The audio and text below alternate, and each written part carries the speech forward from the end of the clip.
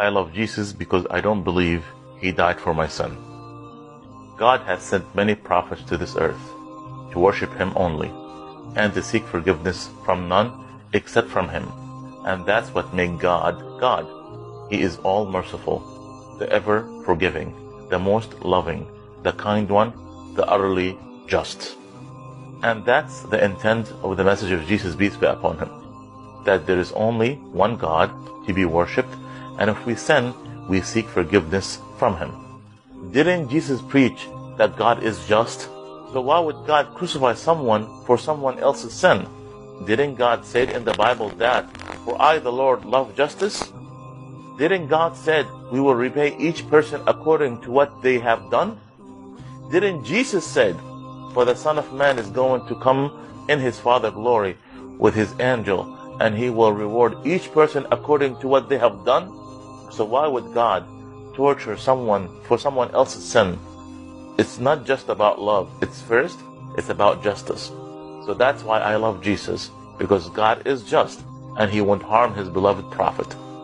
Didn't the Bible say that whomever crucified is a curse? It says, anyone who hung on the pole is under God's curse. That's why I love Jesus, and I don't believe that he was crucified and he is not a curse.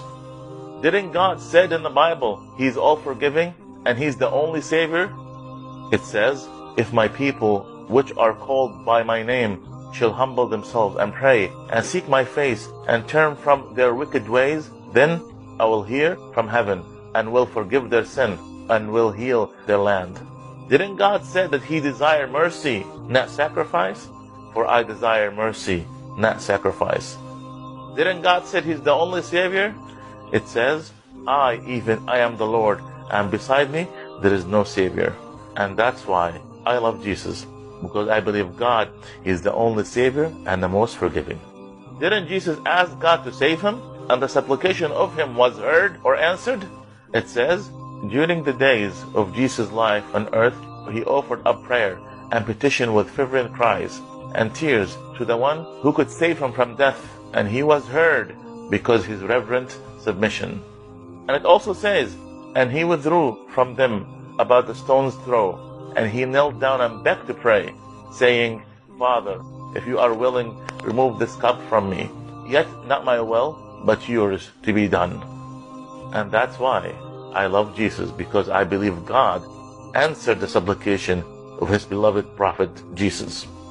Didn't God prophesy that he will save his beloved prophet Jesus if someone wanted to hurt him? It says, he who dwell in the shelter of the Most High will rest in the shadow of the Mighty. I will say of the Lord, he is my refuge and my fortress, my God, in whom I trust. Surely he will save you from the fowler's snare and from the deadly pestilence.